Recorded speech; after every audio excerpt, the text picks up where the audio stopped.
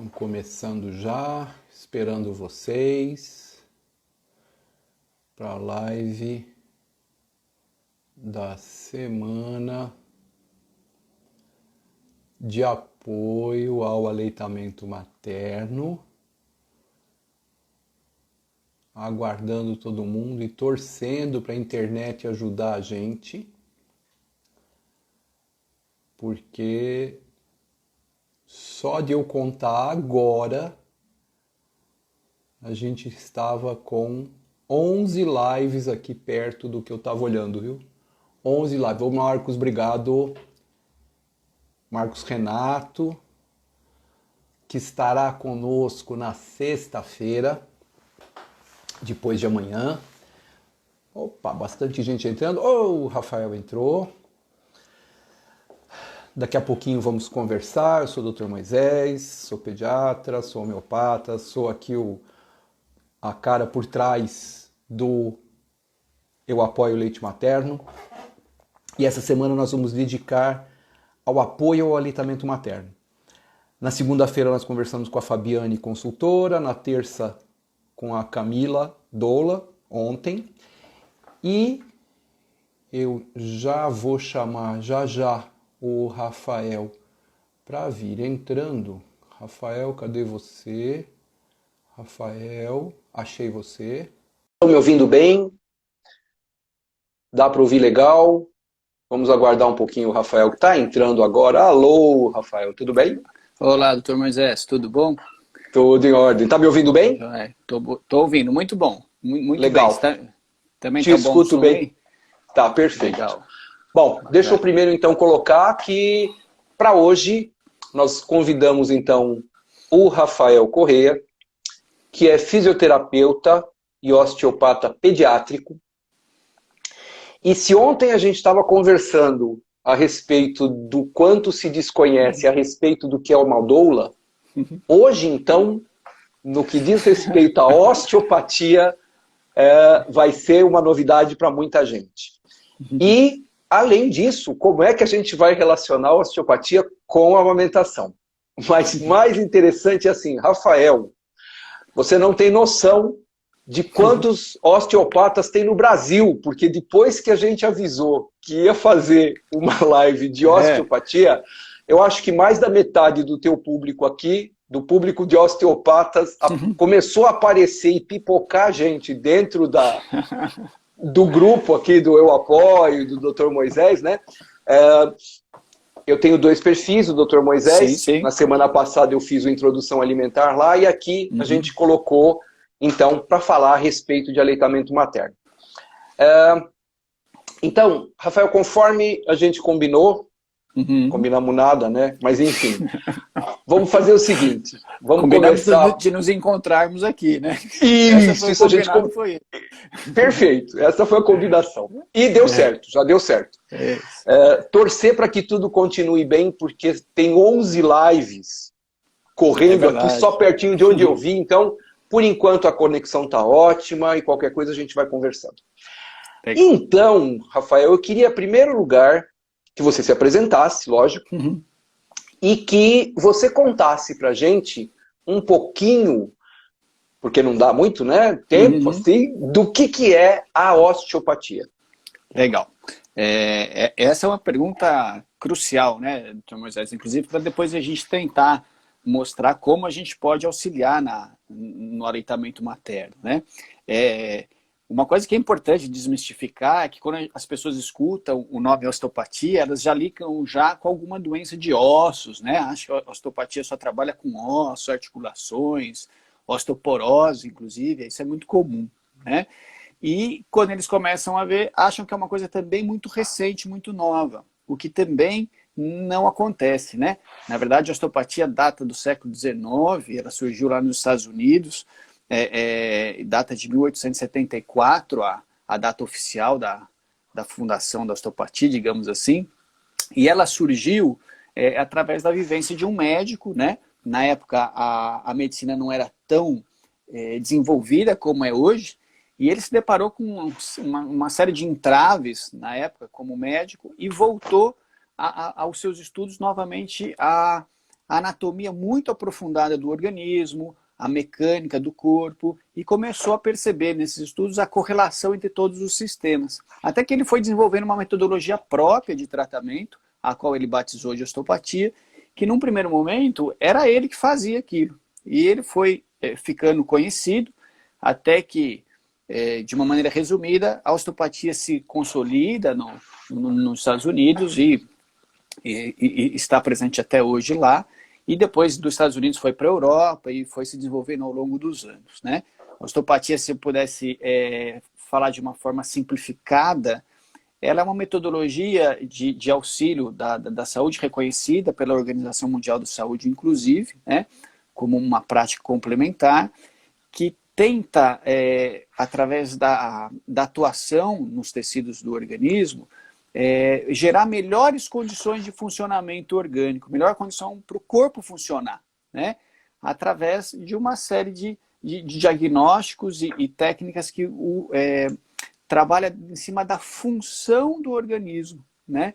Então, a gente procura liberar e otimizar a mecânica do corpo, né? Seja das articulações, das peças ósseas, dos feixes vasculonervosos, dos nervos, dos vasos sanguíneos, né?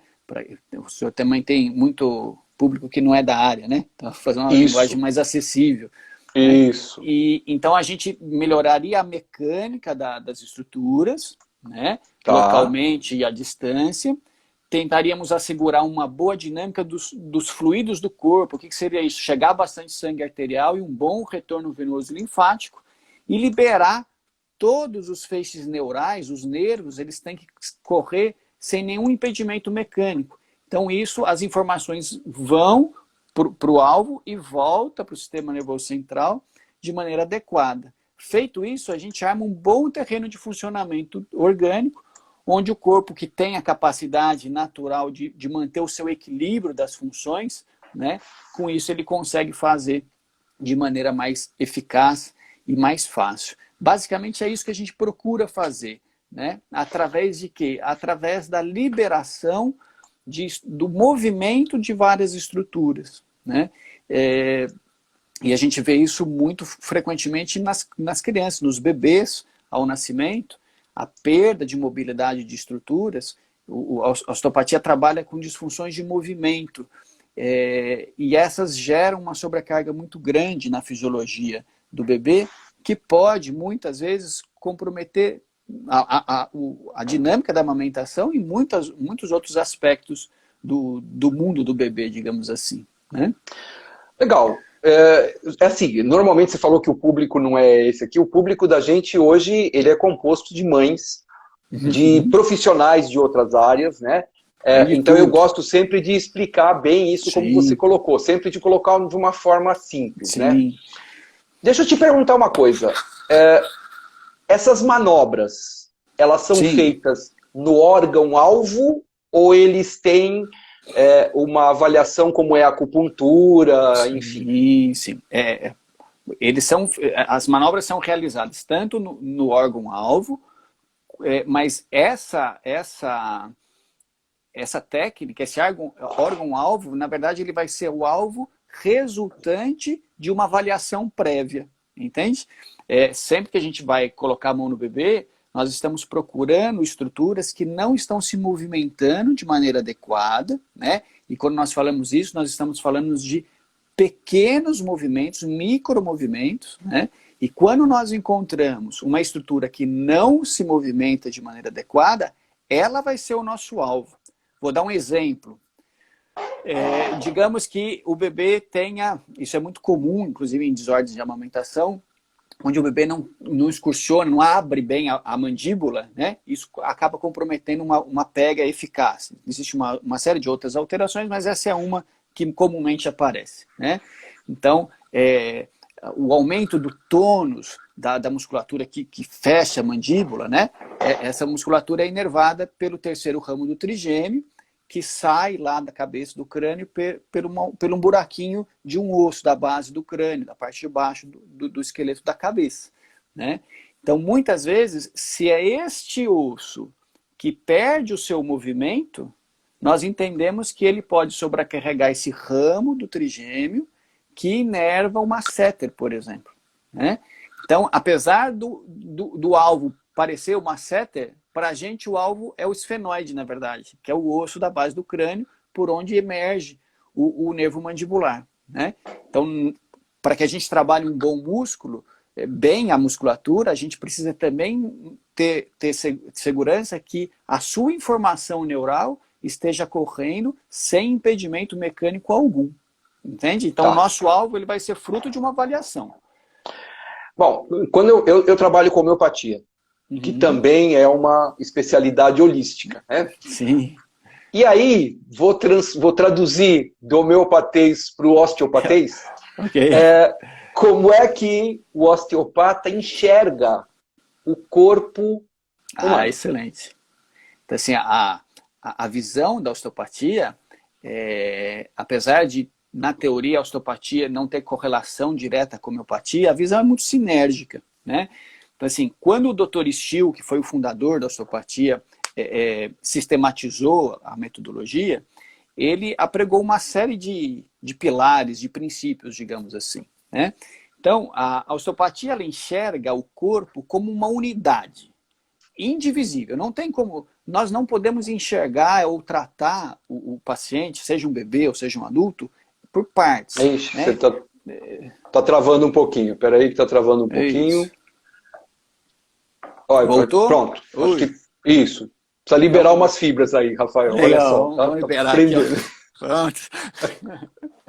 Então, retomando, né? Então, a osteopatia ela enxerga o corpo como uma unidade. Nós temos um princípio que chama a unidade do corpo. Tá? Então, assim, esse princípio é o que nos dita a correlação entre todos os sistemas. Né? Então, eu vou dar um exemplo. Se o nosso pacientinho tem um refluxo gastroesofágico, eu, como osteopata, não vou tratar o estômago e o esôfago dele só. Né? Eu tenho que tratar ele como um todo. Né? Ver se existem alterações autonômicas, né? Para quem não é da área, se o controle central, se o computador central e suas informações que saem da cabeça ou da coluna estão transitando de maneira adequada. Né? Então, a gente vê o corpo realmente como uma unidade. Não tem como separar e tratar só a mandíbula do bebê, só um quadrilzinho, quando é um bebê com displasia coxofemoral, né? E assim por diante. Então, a visão da osteopatia realmente é bem holística na palavra holística. Né? Não tem nada, para quem não é da área também, a palavra holística não tem nada a ver com misticismo. Né? A palavra holística representa realmente uma integridade do corpo, né? Então, todos os sistemas que se correlacionam, o sistema endócrino, o sistema nervoso central, o sistema musculoesquelético, o sistema excretor e assim por diante. Então, quando nós trabalhamos, nós tentamos ter uma visão realmente completa do organismo, né?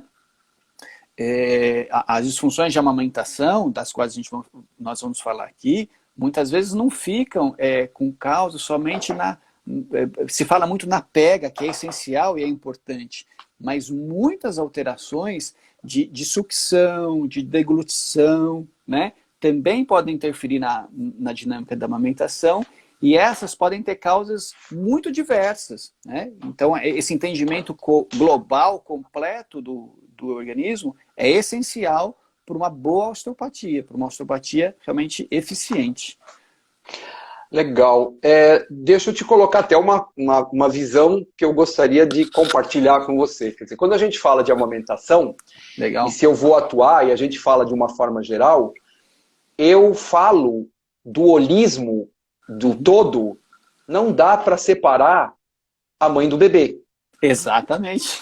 Então, muitas vezes, você vai acabar atuando, e isto acontece de você Sim. atuar na mãe, ao invés Sim. de começar pelo bebê? Sim, eu tive um professor, doutor Moisés, que ele falou para mim que 100% dos bebês que chegam no consultório dele, a primeira sessão ele não encosta no bebê, ele põe a mãe na maca e trata a mãe. Entendeu? Então, assim, eu não sei, talvez tenha alguma pessoa que já passou comigo, aí vendo a live, mas eu costumo dizer no consultório que a amamentação é um sistema, né? É uma dupla. muitas vezes se foca no bebê e as mães trazem os bebês no consultório dizendo, olha, meu filho está com isso, está com aquilo, não está mamando direito, está me machucando, né? Mas é muito importante, é indispensável que se veja a mãe também. E digo mais, se bobear, inclusive o pai, o parceiro é muito importante, inclusive para o bem-estar, segurança e tranquilidade da própria mãe, né? Então, muitas vezes, assim como a gente enxerga as alterações da estrutura do bebê promovendo um desequilíbrio importante, a própria estrutura da mãe, previamente desequilibrada, também pode gerar desequilíbrios na inervação sensitiva da mama, na inervação autonômica dos vasos da mama, né? Gerando, facilitando vasoespasmos da mama, a dinâmica vascular do próprio crânio da mãe, promovendo uma boa dinâmica para a glândula hipófise, para uma boa produção hormonal, e assim repercutir na boa produção do leite. Então essa visão holística, ela também se dá com a mãe. E não é raro que, eventualmente, nós tenhamos também que mexer nas mamães, né? Tudo isso vai ser na avaliação, nós vamos ver isso, né? Mas eu já tive casos que chegou o bebê com a mãe e eu praticamente só tratei a mãe. O problema estava, digamos assim, na estrutura da mãe mesmo, né? E isso ficando só num plano mais palpável, não é verdade? Porque o senhor, como homeopata, sabe muito bem, o estado emocional da mãe reverbera fortemente no bebê, e muitas vezes eu já vi no consultório um estado emocional totalmente alterado da mãe, repercutindo, deixando o bebê irritado, mais tenso, e aí o desconforto para mamar, os desequilíbrios ficam até mais intensos. Costumo dizer que é jogar gasolina na fogueira, né? Então muitas vezes precisa ser tratado as mães também. Perfeito. Tem duas perguntas aqui já. Uma Manda. vai ser muito engraçada aqui. A primeira foi assim, foi a Camila, a doula, Okay. a Mila Rosa de ontem, colocou o seguinte: você tem às vezes um desconforto que acontece no trabalho de parto e que interfere na amamentação. A osteopatia age nessa característica também. Sim, também, né? Então, assim, a gente costuma dizer, doutor Moisés, que na osteopatia pediátrica, que o tratamento do bebê, ele deveria começar já durante a gestação desse bebê, né? Então, como a gente trabalha com disfunções de mobilidade das estruturas, a gente sabe que, dependendo de como esse bebê ficou posicionado na barriga da mãe, dependendo de como foi o processo do parto, independente de que tipo de parto seja, né? Se foi um parto assistido, se precisou o uso de oxitocina, se for um parto completamente natural. Tudo isso faz com que a estrutura do bebê, mesmo antes do nascimento, seja exposta a forças externas ao próprio corpo do bebê, né? Correlacionando com essas disfunções de movimento e mobilidade.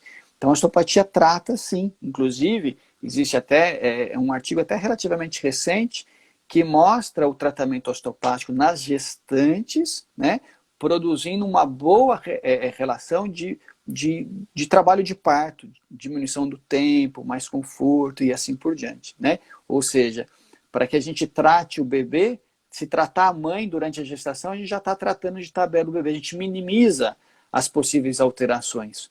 O que os autores osteopatas falam sobre as disfunções dos bebês?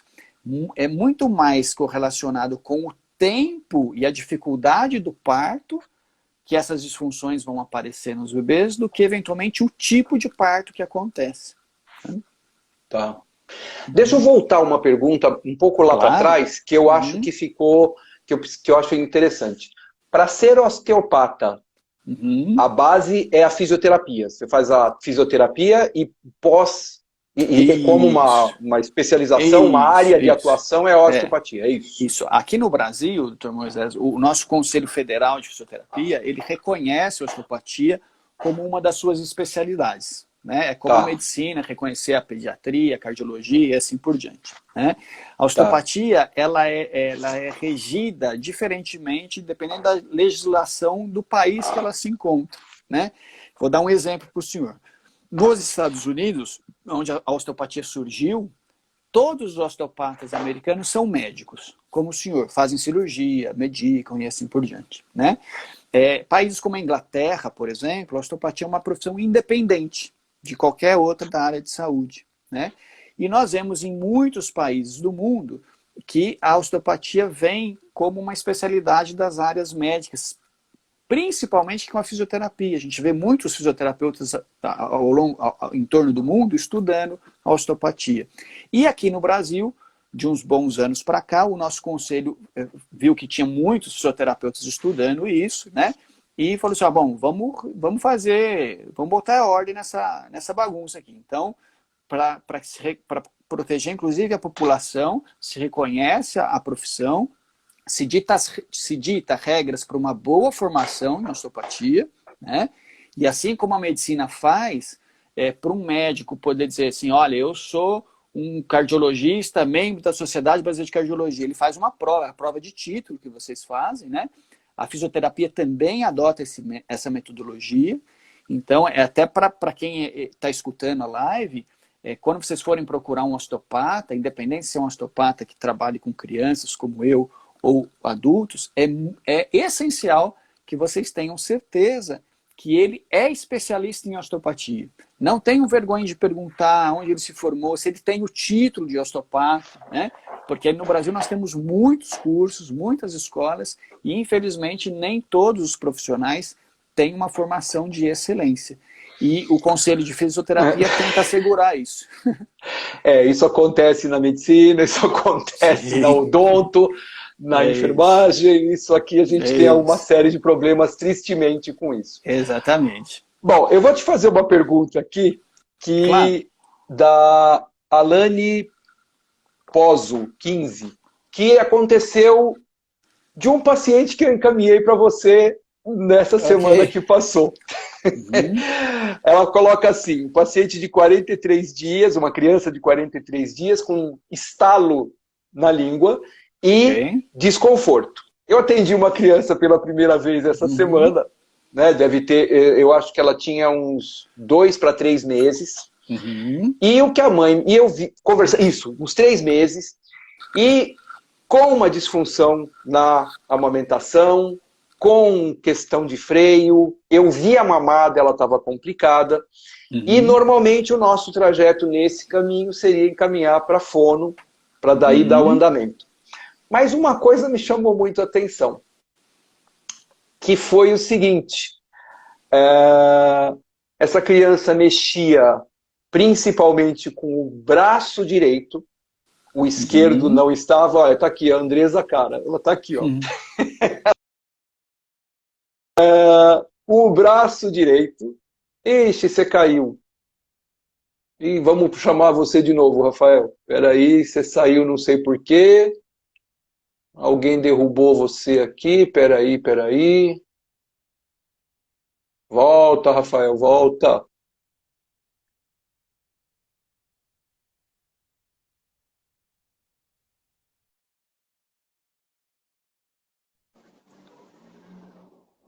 O Rafael aqui caiu. Então eu vou chamar o Rafael de novo. Deixa eu ver ele aqui. Rafael, chama, pede para entrar aqui. Peraí. Olha, a gente foi falar de caso aqui, pronto, caiu até a rede, ó.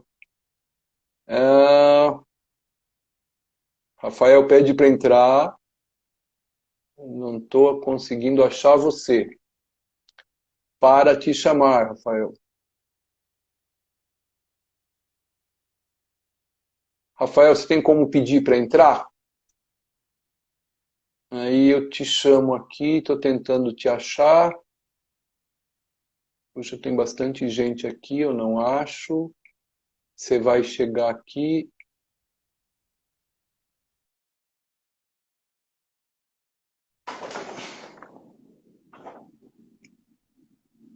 Então, você precisa pedir para entrar, Rafael. Deixa eu ver onde que eu acho você. Espera aí. Se eu achar você aqui,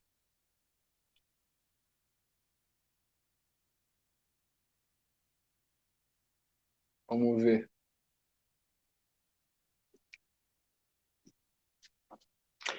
Já já, só para avisar que essa live fica gravada, ela fica online, ela fica ela fica no...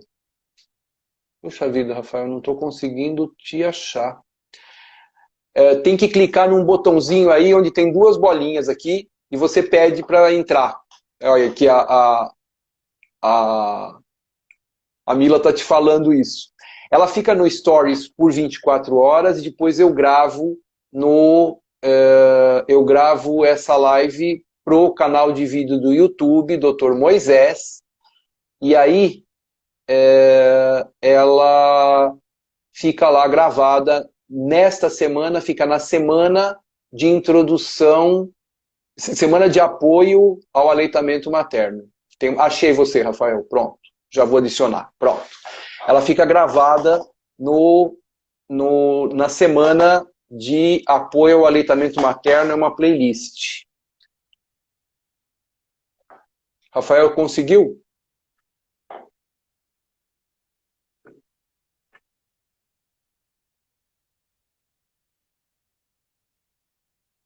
E vamos ver o que acontece aqui. Rafael, então, você tem que pedir para entrar, Rafael. Tem aqui o comentário, do lado dele tem ali as bolinhas. Para você pedir para ativar a sua chamada aqui. Puxa vida. Não.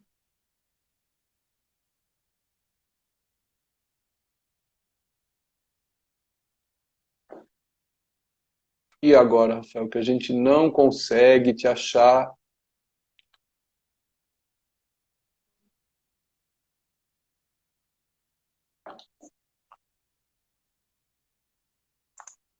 Peraí. O Rafael colocou aqui.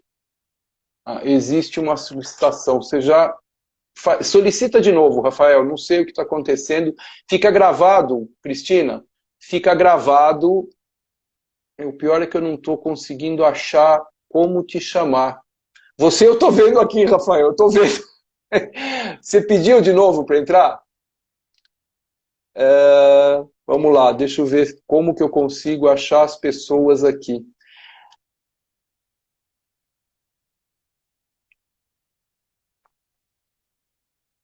Se for o caso, Rafael, faz assim, sai e entra novamente. Aí você, entrando novamente, vai aparecer uma mensagem para você solicitar, aí você solicita. Tá bom? Ela fica gravada, então, no meu canal Dr. Moisés, no YouTube, canal Dr. Moisés. A sessão é live. Você pediu, Rafael? Pediu para entrar novamente? Eu sei que você me mandou uma mensagem aqui. Então, vê se você consegue sair e entrar novamente. Aí, entrando novamente, a gente consegue... Talvez eu consiga caçar você aqui. Sei lá o que aconteceu. Vamos lá. Então, fica gravado no canal, no YouTube, no Dr. Moisés, e fica no canal... aqui está escrito que você não pediu, Rafael. Agora eu vi você. Pronto, agora vamos fazer uma transmissão ao vivo aqui. Beleza. Fica gravado no canal da semana de apoio ao aleitamento materno. Então vamos lá. Bom, então vamos continuar, não aconteceu nada. Pronto, olha, atenção. Isso.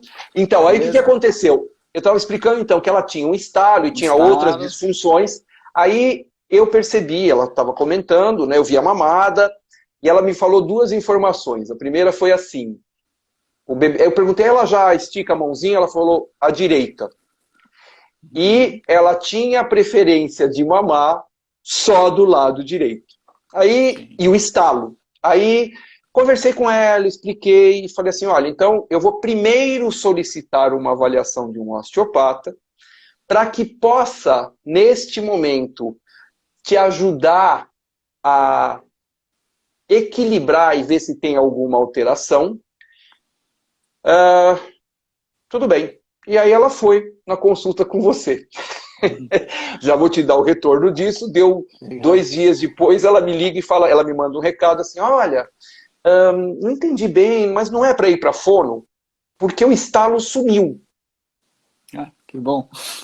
Pois é. Então aí vem 2 perguntas. Primeiro, para você explicar essa situação. E segundo, se a ação da osteopatia se dá, dependendo da situação, tão rapidamente assim. Tá. E se em acontecendo rapidamente, se ela é duradoura, enfim, se vocês consideram que estabeleceu um equilíbrio aí. Bom, eu acredito que no público hoje, doutor, mas... Olha, está dizendo que não sumiu não, que tinha diminuído. Foi isso que ela tinha me falado na consulta. Né? Primeiro, o que a gente faz não exclui de jeito nenhum o que a fono faz. Né? Isso. O tratamento osteopático, ele casa muito bem com o tratamento dos colegas fonos. Né? Eu tenho vários exemplos disso, com muitas fonos que fazem trabalhos lindos, espetaculares, né? Então, assim, eu tratei de alguns bebês essa semana com estalidos na língua, né? Então, assim, o estalido na língua, ele pode acontecer basicamente em 2 locais. Ou na ponta da língua, quando a língua não consegue, para o bebê mamar, né? Para as mamães, né? Para o bebê mamar, existe uma série de movimentação que deve acontecer na língua, na mandíbula, né? Dentro da boca. Uma das coisas importantes é que a língua vá para frente, né? Então o bebê usa a ponta da língua para fazer uma coisa e a parte de trás da língua, digamos assim, para fazer outra coisa. Então, algumas vezes, quando essa língua não vai para frente suficientemente, isso pode gerar um déficit na dinâmica do movimento da língua e produzir um estalido que pode acontecer na parte da frente da língua. Outra possibilidade é quando esse estalido acontece mais para trás da língua, mais na região do palato mole, que é onde o céu da boca fica molinho ali, né? Então, o nosso trabalho frente aos estalidos é sempre fazer o quê? Avaliar essa criança, ver se existem alterações de base de crânio, de movimentações, onde as inervações que trabalham com a língua e com mandíbula estejam adequadamente livres para conduzir essa informação, né? E com isso a gente melhoraria a dinâmica do tônus da língua, possibilitando que ela excursionasse e se movimentasse de maneira adequada. E sim, algumas vezes a gente vê resultados muito bacanas de o bebê melhorar muito rápido. Né? É muito importante que se diga isso. Os bebês eles têm a tendência de melhorar mais rápido que um adulto, mas não é regra. Né? E muitas vezes isso acontece. Porém, eu sempre falo para as mães, muitas delas chegam lá já por indicação, olha, eu fiquei sabendo que melhorou de uma pessoa que eu conhecia. Então, assim, cada bebê é um bebê, né? Tem casos mais lentos, mais devagar, que precisa da atuação dos outros colegas, mas realmente a gente vê alguns casos com resultados rápidos, outros nem tanto assim. Né? Então, basicamente, a gente trabalhou isso. O que a Andresa estava falando é que ela virava só de um lado, preferencialmente de um lado, e aí a mamada era de um lado só e o outro lado era muito complicado. Tinha uma resistência. E o que ela disse que agora o que mudou é que está virando também para o outro lado, está virando mais para o outro lado. Então essa restrição de mobilidade que frequentemente acontece nos bebês e infelizmente poucos reparam, não só poucos pais, mas também poucos profissionais da área de saúde, infelizmente. Né? Às vezes demora um tempo para alguns pediatras perceberem, para alguns outros colegas perceberem isso. Só quem está realmente bem atento. Né? Então, assim, essa diminuição de amplitude pode estar relacionada de como o bebê ficou posicionado no ventre da mãe e o processo do parto, mas o livre movimento do pescoço também é essencial para a boa mamada. Né? Então a gente sabe que muitas musculaturas do sistema motor oral, principalmente a musculatura dos supraioídeos, que a gente chama, né? Então aqui tem um ossinho que chama ocioide, que essa musculatura se ancora na mandíbula, à base de língua, e depois desce pelo pescoço na parte da frente. Quando a mecânica do pescoço não é adequada, você sobrecarrega todo esse sistema. E a livre movimentação do pescoço, da cabeça, e inclusive da cintura escapular, né, dos ombros, como o Dr. Moisés observou, que o bebê não movimentava bem um dos braços, né, é essencial para a boa dinâmica. Hoje mesmo atendi, inclusive, um bebê que não, quando ele era colocado para mamar, ele insistia em fazer um movimento de lateralizar a cabeça dele, né? E ficava, né? Essa posição era a posição de conforto. E como a mãe tentava encaixar ele, eles ficavam brigando. O bebê brigava com a mãe. Então, realmente, o desarranjo de todo o sistema muscular, craniano, cervical, do tronco, interfere diretamente na dinâmica, na boa dinâmica da mamada, né? No processo de pega, de sucção e de deglutição. Isso. Então, normalmente o que a gente via a gente encaminha para fono, faz todo o processo, aí vai para o osteopata, e por esta característica da dificuldade de um lado, e por ser coincidentemente, lógico, não coincidente, né, mas pela observação, dessa vez a gente imaginou que talvez valesse a pena primeiro uma intervenção aí, e isso que talvez, mas com toda certeza, faz parte da equipe. E a ideia que nós temos hoje, nessa semana, é mostrar a importância do trabalho multiprofissional quando a gente fala em amamentação, porque a amamentação é multifatorial e ela é multiprofissional. Mais uma coisa aqui, para a gente entrar então no tema, né? O que a osteopatia pode fazer pela amamentação? Legal. Então, assim, a osteopatia, ao meu ver, claro que eu sou suspeito, a osteopatia pode fazer muito em prol da amamentação, né? Principalmente porque o leque de atuação da osteopatia, ele também é muito amplo. Aliás, deixa eu só, dar só uma pergunta, para complementar essa pergunta. Claro. Em que momento a osteopatia passou a focar a amamentação? Desde o início já havia essa ideia da importância para a amamentação? Sim. A osteopatia em pediatria, né, Dr. Moisés, justamente por essa visão holística, né, como a osteopatia ela trabalha direcionada para a função do organismo, a primeira função, a função primordial para a sobrevivência de um bebê é a amamentação, né? Ele tem que mamar bem, né? Vamos imaginar, hoje nós temos fórmulas, né? Tem a fórmula, tem as alternativas para quando o bebê, por uma série de motivos, não consegue mamar. Mas se a gente fosse pensar assim, na época que a gente vivia na floresta, não mamou, tem um problema grave, né? Então, assim, como a gente trabalha com a função, a primeira função que o bebê precisa desempenhar é justamente a amamentação, né? Perfeito. Então, assim, o foco da osteopatia pediátrica está muito ligado também ao processo de amamentação e muito também aos demais processos que podem, direta ou indiretamente, influenciar o processo de amamentação. Então, na minha opinião, a osteopatia ela pode contribuir em prol da amamentação a partir do momento que ela é uma ferramenta eficaz para que se trabalhe e libere a função do organismo ou a função da máquina do corpo humano, né?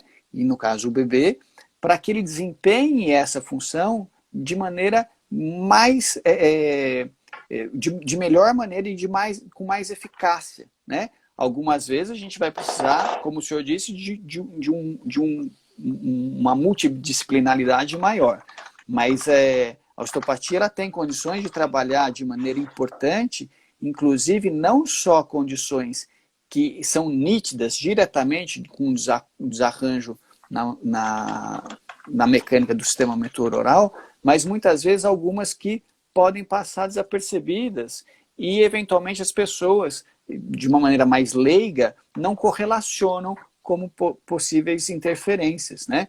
Então, por exemplo, eu tive uma pacientinha que eu digo que me ensinou muito, uma bebezinha prematura que teve um parto extremamente difícil, com uso de fórceps, e o fórceps gerou uma disfunção importante da articulação da mandíbula. Então essa bebezinha, ela tinha um estalido na articulação, cada vez que ela abria e fechava a boca para mamar, era extremamente doloroso para ela, né? Então isso é nítido, a gente pode ajudar diretamente. Mas nós temos casos no consultório de pacientes que machucam a mama da mãe, que não mamam de maneira adequada, que não conseguem realizar uma boa sucção, uma deglutição segura, porque, por exemplo, tem refluxo, né? E aí a mãe vem com a queixa da amamentação. Mas para melhorar a amamentação, a gente precisa, inclusive, tratar a dinâmica do refluxo gastroesofágico, que uma coisa se correlaciona com a outra, né? Então, o poder, o arsenal da osteopatia em pró-amamentação, ele é muito vasto e muito bacana de se trabalhar com os outros colegas das demais disciplinas que atuam na amamentação. Ó, tem uma pergunta da doutora Luísa, pediatra. Obrigado por estar aqui, Luísa. Beijão para você. Bom. A osteopatia também trabalha a parte emocional da mãe no pós-parto, baby blues, quando interfere na amamentação? Bom, obrigado pela presença. Num primeiro momento, a osteopatia ela tem técnicas, a princípio, para trabalhar o que a gente chama de sistema crânio-sacral, tá? Que isso seria a dinâmica dos fluidos do crânio ao longo do eixo central da coluna. E isso, alguns autores correlacionam com os estados emocionais. Eu conheço colegas que não entram muito nesse âmbito. Na minha prática clínica, eu sempre tento fazer uma avaliação e mostrar para a mãe, o bebê e a mãe, sobre um aspecto extremamente biológico, mesmo porque não faz parte da minha formação me aprofundar nessas alterações como o baby blue, por exemplo, né? Então, mas quando a gente identifica, inclusive eu estou com uma paciente que, até junto com uma colega fono, nós até estávamos suspeitando disso, até a colega falou assim, nossa, acho que eu vou falar com o pediatra, porque talvez seja o baby blue.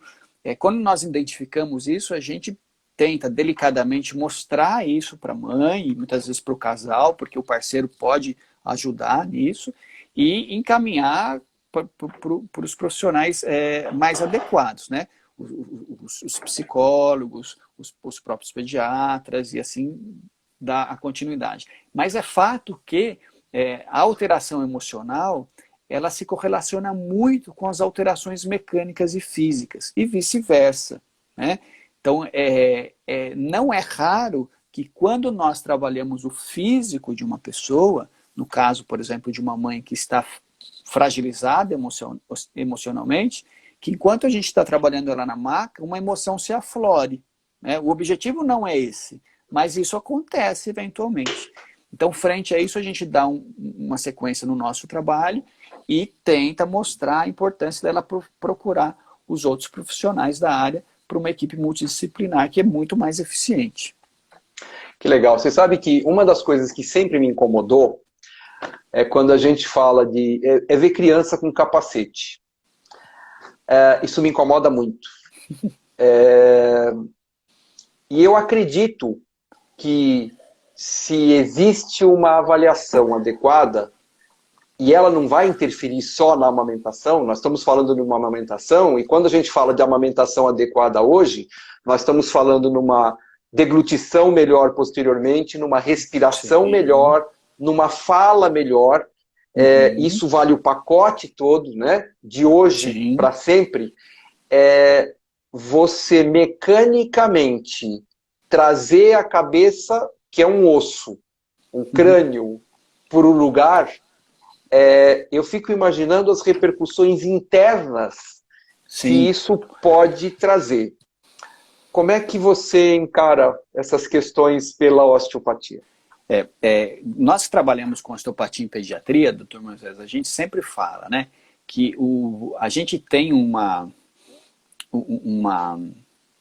pretensão, na verdade, de tratar a criança no tempo atual mas também com uma ambição de prevenir muitas possíveis alterações, né? Então, quando a gente fala em deformidade de crânio, eu tenho uma boneca aqui, que é uma boneca que eu uso para dar aula, eu vou chamar ela aqui, as pessoas não assustem, né? Porque ela está pintada, metade são os ossos do crânio aqui, né? Tá. Então, aqui, para quem não entende, o Dr. Moisés falou de desentortar os ossos, né? Então, isso aqui é uma réplica de um osso, de um crânio de um recém-nascido, de 40 Desculpa, olha, semanas. deixa eu só Sim, interromper, porque eu recebi claro. uma bronca aqui, e está com razão. Ok.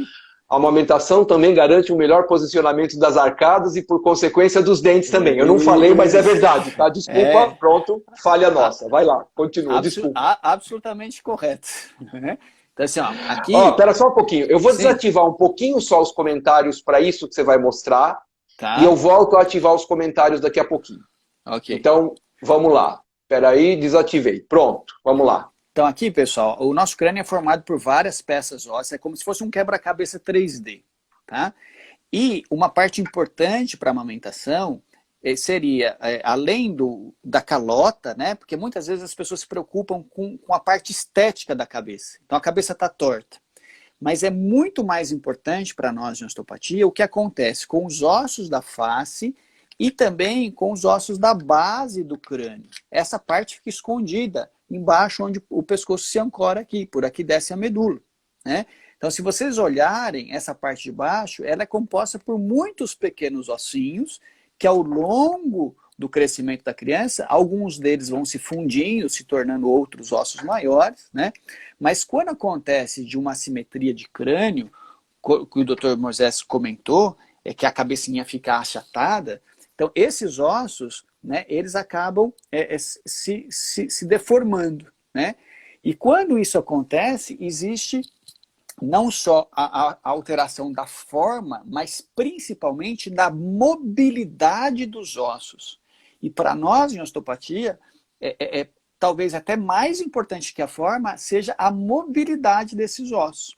Porque através da boa mobilidade, as estruturas mais delicadas, como as meninges intracranianas, que é a dura mater, os feixes vasculares e nervosos que atravessam a mesma, vão estar mais livres, né? E quando isso acontece, essa assimetria, ela caminha ao longo dos ossos e pode muitas vezes adentrar os ossos da face, podendo gerar alterações de ATM, né, da articulação temporomandibular, o próprio osso temporal, que é esse osso da orelha aqui, para quem não é familiarizado, é onde a articulação da mandíbula trabalha. E no bebê, essa fossa é muito rasa. E quando esse osso se deforma, deforma-se também essa região da articulação da mandíbula, né? E ao longo do crescimento, no futuro, isso pode contribuir para alterações de articulação de mandíbula, alterações oclusais, de mandíbula, de maxila, alterações visuais com uma órbita maior do que a outra, favorecendo uma alteração ou outra, né? Então, nós em osteopatia, claro, nós acabamos, por uma faceta, de sermos um pouco ambiciosos, de trabalhar o bebê para que, se a gente conseguir mudar a cabeça dessa criança, pelo menos um pouquinho, e deixá-la mais funcional, isso já é bem melhor do que deixar ela mais assimétrica e menos funcional, né?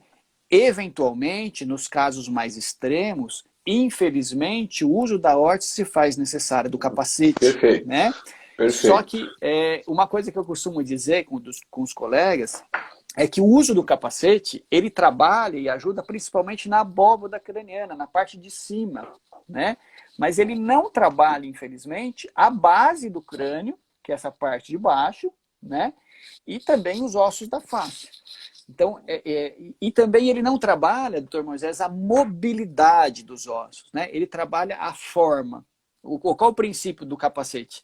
Ele ancora a região que está mais dilatada, digamos, mais proeminente, e com o crescimento natural e fisiológico do cérebro, empurra os ossos de dentro para fora e ele vai se moldando no casco, né? Mas ele não trabalha a mobilidade. Então, já encontrei muitas vezes pacientinhos que usaram capacete, têm uma boa forma, mas uma mobilidade péssima. E pacientinhos que eventualmente não têm uma forma tão adequada e uma mobilidade que foi readquirida. a mobilidade se correlaciona muito com a função dos sistemas. Então é indispensável para uma boa função que exista uma boa mobilidade. Então esse trabalho é essencial. E você sente que quando você traz, por exemplo, uma criança que foi para fono, acabou fazendo uma frenectomia, voltou para fono, e a ação do osteopata, ela acaba sendo, na liberação, enfim, na forma de trabalhar, ela promove uma modificação definitiva. Sim, dizer, o objetivo é esse, sim. Essa é a ideia. Sim, essa é a ideia.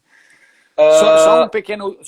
eu queria só fazer um parênteses, mas isso é muito importante. Só para não deixar mal entendidos para as pessoas que não são da área, né? Quando o Dr. Moisés falou que a gente pega o crânio da criança e, entre aspas, coloca os ossos no lugar, ou desentorta, entre aspas, o crânio, né? Ele não está dizendo que nenhum de nós vai pegar a cabeça da criança e apertar ao contrário. Isso não acontece. O tratamento é um tratamento sutil, é um tratamento suave, que leva algumas semanas, que dependendo da idade que está o bebê, geralmente, de preferência, antes dos 6 meses, tá? E dependendo da importância da simetria, da gravidade da simetria, a gente consegue resultados bem interessantes. Outros já não, né? Tá bom? Aqui tem uma pergunta da doutora Isis Dulce, colocando assim: então as assimetrias, mesmo que pequenas, devem ser corrigidas? Ou pelo menos avaliadas? Devem ser corrigidas, até digo mais, doutora Dulce, tá? Isis Dulce. Isis. Perdão. Doutora Isis, eu digo mais, tá? Até vou aproveitar a boa audiência do Dr. Moisés para fazer um apelo aos colegas pediatras. Por essa visão osteopática, que a gente trabalha a mobilidade das estruturas, todo bebê, só pelo fato de ter nascido, já poderia ser avaliado por um osteopata. Entende? Porque muitas vezes os bebês, eles não têm sintomas clínicos. Entende? Que, não, então ele tem um problema, eu vou mandar para o osteopata que ele não mama bem. Mas, eventualmente, essa falta de mobilidade pode ser que não apresente nenhuma alteração agora, mas no futuro sim, né? E, muitas vezes, pela nossa visão, sintomas que a princípio são considerados dentro da normalidade clínica, quando nós tratamos esses sintomas, muitas vezes melhoram muito, né? Eu vou dar um exemplo, apesar de não ser o tema agora, mas um exemplo é o refluxo, né? O refluxo é algo extremamente comum, considerado em clínica pediátrica como algo normal, fisiológico, tem um corpo fisiológico, mas a gente sempre levanta alguns questionamentos, né? Se realmente fosse normal e não comum, todos os bebês teriam e tem muitos que não têm, né? E se fosse normal, nós trataríamos e não melhoraria. A gente trata e melhora. Né? Perfeito. Então, assim, então eu acho que a avaliação osteopática ela é feita assim em muitos países europeus, né? É muito comum que muitos bebês e crianças tenham o seu pediatra clínico, médico, e o seu osteopata pediátrico também, que acompanha a criança ao longo do crescimento. O trabalho é complementar, né? Olha, tem uma pergunta que eu achei curiosíssima, porque minha esposa demorou para entender, por muito tempo, que eu não podia ser o pediatra dos meus filhos. Okay. Porque o pediatra o pai acaba se envolvendo. Então a pergunta foi da Marisângela Vieira 15, professor Rafael, saudades. Opa. Você acredita que a própria mãe, claro, osteopata, consiga atender seu bebê? A parte mãe, será que influencia em algo, um diagnóstico um pouco exagerado? Influencia. Todos nós exageramos no diagnóstico. Eu falo por experiência própria. Eu tenho 2 filhos, né? Eu tenho um casal. E a minha experiência pessoal, doutor Moisés, é assim, quando meu filho nasceu, quando eu peguei ele no colo a primeira vez, a primeira coisa que eu fiz foi avaliar com o crânio dele. Né? Então, eu não fui olhar se ele era bonito, se ele não era. Eu fui ver, nossa, tanto é que liguei para um amigo meu que falei. E para o meu filho, no início, eu fui muito um terapeuta, um osteopata. Ficava muito preocupado. Costumo dizer que nós ficamos bitolados, se acontecer isso, acontecer aquilo, então eu tratei muito dele.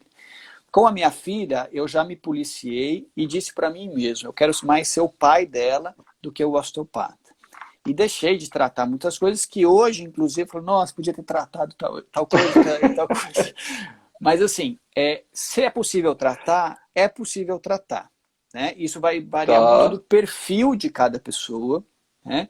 Mas para os meus filhos mesmo, apesar de eu tratá-los com frequência, tem muitos aspectos neles que eu gostaria que um colega visse. Porque muda, é muito diferente, a gente se envolve emocionalmente. Lógico. Né? Então, por exemplo, eu tenho colegas que tratam os próprios filhos e de vez em quando levam para eu ver. E a gente faz isso da mesma forma. Né? Legal. Olha, lamento muito, mas de novo, 3 minutos e 35 segundos faltam. Olha só, eu estou falando que cada uma dessas sessões precisava ser 2 horas. Só para concluir, essa live fica gravada fica no Stories do Eu Apoio Leite Materno por 24 horas e ela é gravada, hoje mesmo ela já deve estar, se não amanhã, no meu canal do YouTube, Dr. Moisés, na série de lives Semana de Apoio ao Aleitamento Materno.